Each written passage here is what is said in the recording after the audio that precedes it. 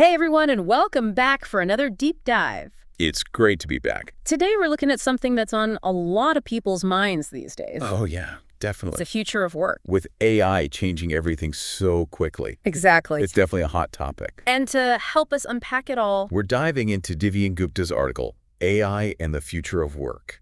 such a fascinating read. It really gets you thinking. It does. So right off the bat, Gupta challenges this idea that AI is just about robots taking over our jobs. Right, which is kind of the Hollywood version of things, isn't it? Totally. But Gupta argues that this is about so much more than just a few jobs being automated. He says it's a total transformation of how we work. Across every single industry. So remember the Industrial Revolution? Yeah. Gupta says this is on that scale. Wow. So we're talking about a seismic shift in the entire working world. Exactly. And like any major shift. There are both challenges. And opportunities. Gupta calls AI a double-edged sword. Love that analogy. Me too. So let's talk about the sharp edge first. The job displacement. Right, because let's face it, That's what everyone's worried about. absolutely. And Gupta doesn't sugarcoat it. No, he throws out some pretty stark numbers from the World Economic Forum. Yeah, a net loss of 14 million jobs globally by 2027.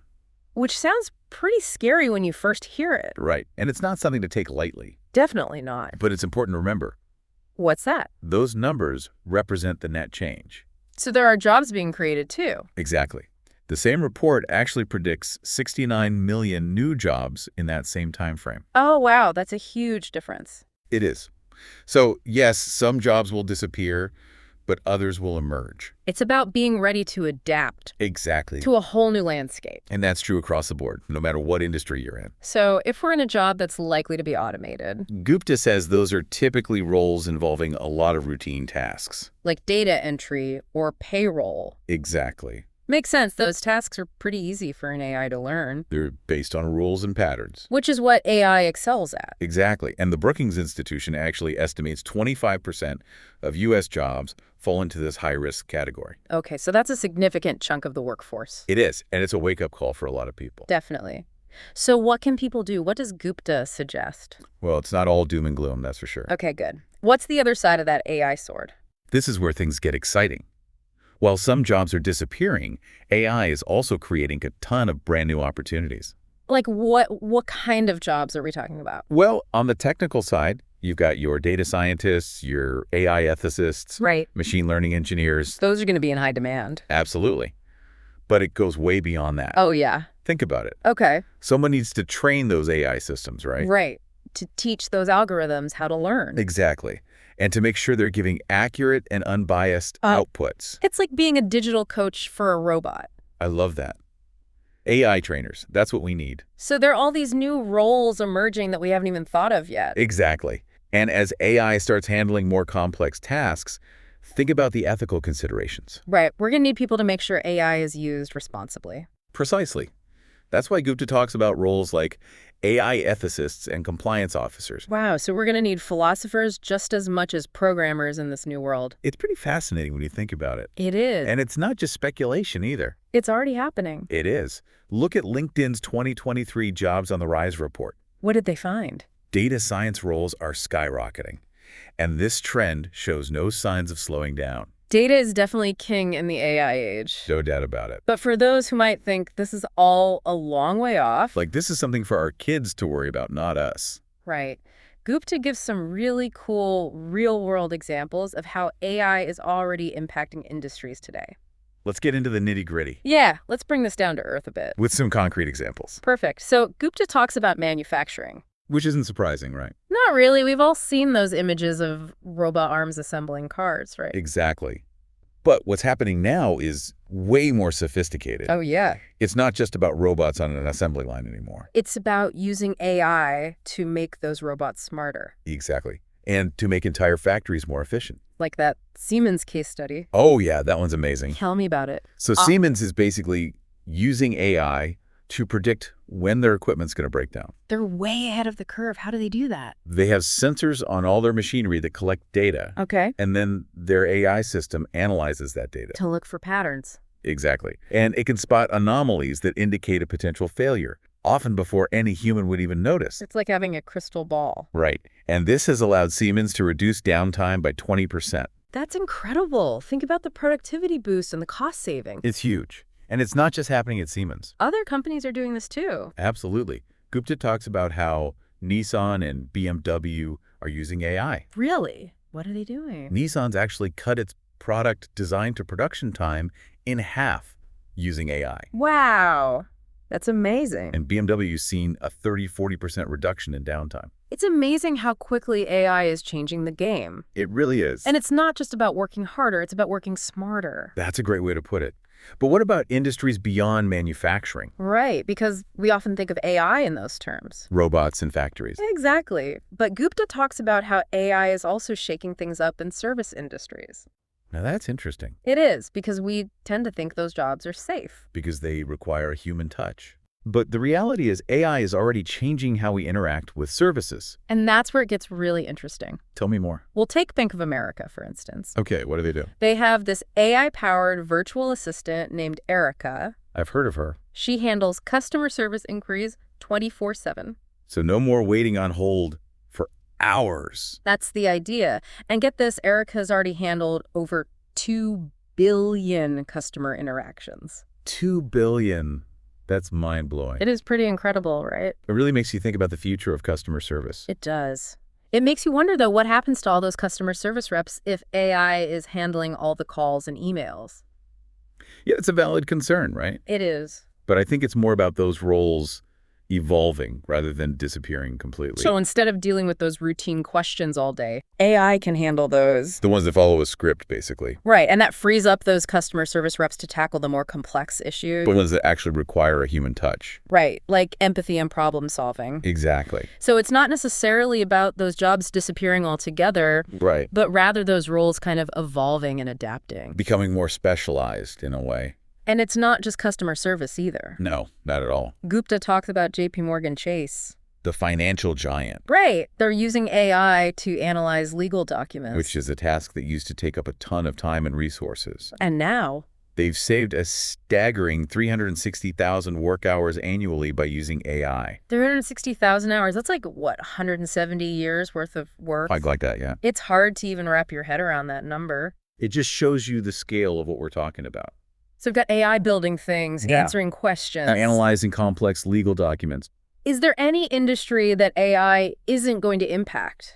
That's the key takeaway here, I think. This is going to impact all of us in some way. No matter what industry we're in. Exactly. So we all need to be ready to adapt. To be lifelong learners. To embrace the change rather than fearing it. Exactly. And that brings us back to Gupta's whole point about the dual nature of AI. Right, the double-edged sword. It's not about fearing some robot takeover. It's about figuring out how to work alongside these advancements. And this is where the idea of human-AI collaboration comes in, right? Exactly. It's not about replacing humans. It's about augmenting our capabilities. Okay, I have to admit, I hear that term a lot, human-AI collaboration. Yeah, but I'm not sure I fully grasp what it actually looks like in practice. Sure, so let's paint a picture. Okay, I like it. Imagine a doctor, for instance. Okay. Instead of spending hours sifting through medical records and test results. Which could be super time-consuming. Absolutely, and prone to human error. Right. AI can analyze all that data in seconds. Wow, so much faster. Right,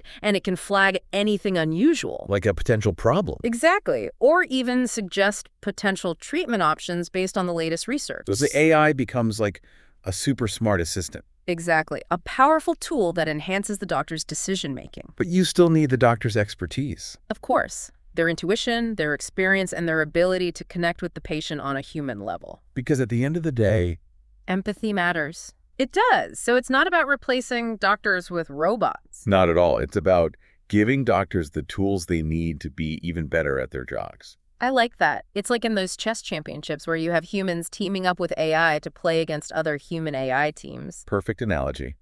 And Gupta really drives home the point that this collaborative approach is where the true potential of AI lies. So less man versus machine and more man with machine. Exactly. It's about finding ways to work together to achieve better outcomes. But to be successful in this new world, we need the right skills, right? Absolutely. What got you here won't get you there. You're true.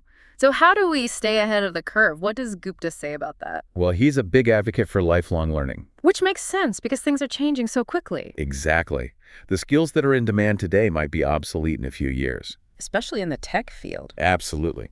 We're looking at a 2.5-year half-life for some technical skills. That's incredibly fast-paced. It is, so we need to be constantly updating our skills. Learning new technologies. Basically becoming comfortable with being lifelong learners. Because if you're not learning, you're falling behind. That's the reality of the 21st century. It's not just about the hard skills, though, is it? You're right.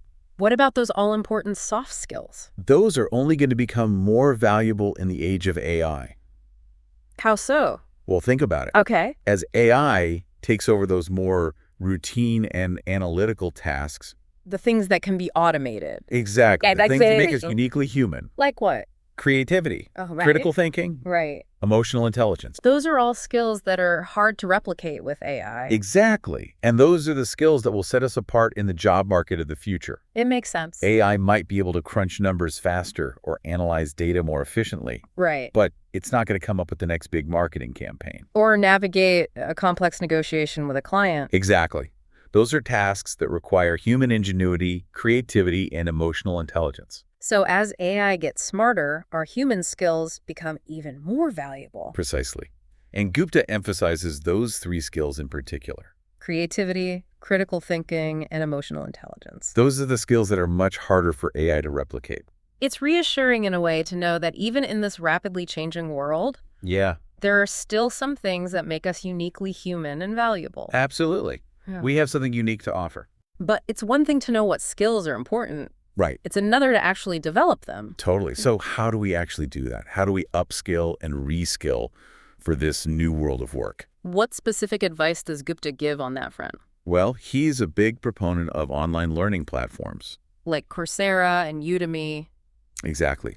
They offer a vast range of courses on everything from data science and AI to leadership and communication. And a lot of them are free or very affordable. Exactly. And he also talks about the importance of taking advantage of professional development opportunities. Like workshops and conferences. Exactly. Yeah. And even just networking with people in your field. To stay on top of the latest trends and technologies. Absolutely. It's all about being proactive and taking ownership of your own learning journey. So it's on us to adapt. To a certain extent, yes. But Gupta also argues that it's not just the individual's responsibility, right? You're right.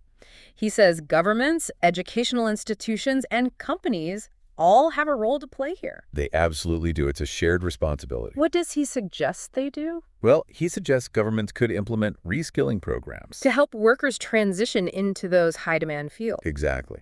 He points to Singapore as a great example. Oh, what are they doing? They have this initiative called Skills Future. I've heard of that. It's a government-funded program that provides training grants and subsidies to help people upskill and reskill. That's fantastic. So the government is actually investing in its people. Exactly. And Gupta argues that more countries should follow suit. Because it's an investment in the future, really. Precisely. And of course, educational institutions need to step up as well. To make sure students are prepared for this new world of work. Exactly. They need to start incorporating AI and data literacy into the curriculum from a young age. So it's about creating a system that supports continuous learning and adaptability. Absolutely. Because this isn't a one-time shift we're talking about. Right. This is an ongoing evolution. The only constant is change. Exactly. And Gupta highlights some companies that are already demonstrating what successful adaptation looks like. He talks about Microsoft, for example. Oh, yeah. They're a great example. They seem to have fully embraced AI across their entire product line. Absolutely. They're integrating it into everything. From Azure and Office 365 to their cloud computing services. They're all in on AI. And they're investing heavily in AI research and development. Billions of dollars. They're not just talking the talk, they're walking the walk. And it's not just about the tech itself, right? No, it's about the people, too. They're also investing in their workforce. Absolutely. To make sure everyone has the skills they need to thrive in this AI-driven world. Like their AI business school. That's a great example. It's designed to help businesses develop strategies for adopting AI. So they're not just throwing the technology out there and saying, figure it out. Exactly. They're providing guidance and support. With a strong emphasis on those ethical considerations we were talking about earlier. Right, because AI is only as good as the people using it.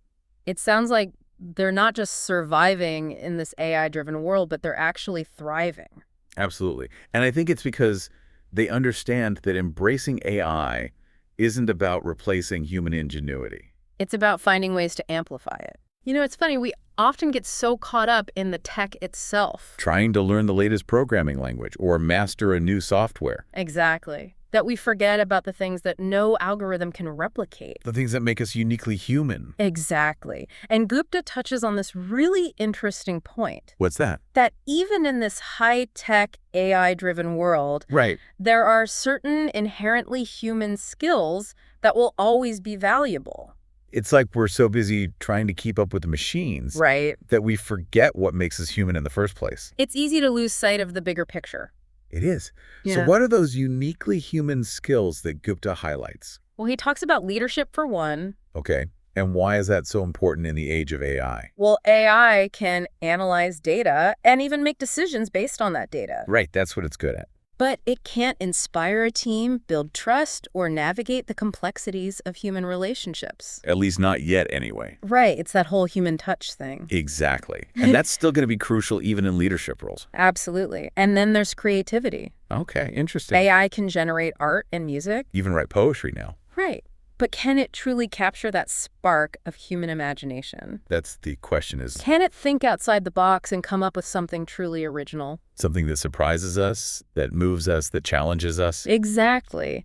And that brings us to the third skill Gupta highlights. What's there? Emotional intelligence.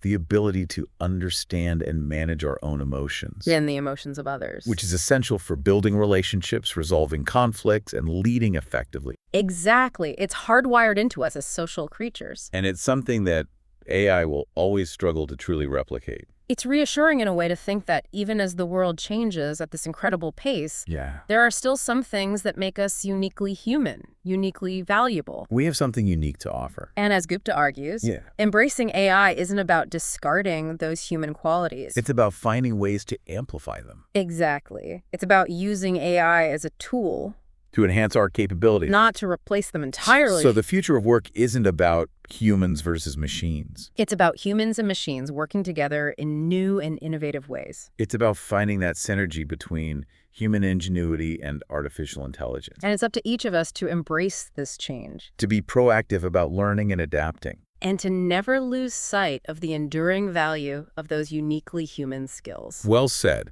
It's not about fearing the future, but shaping it. Exactly.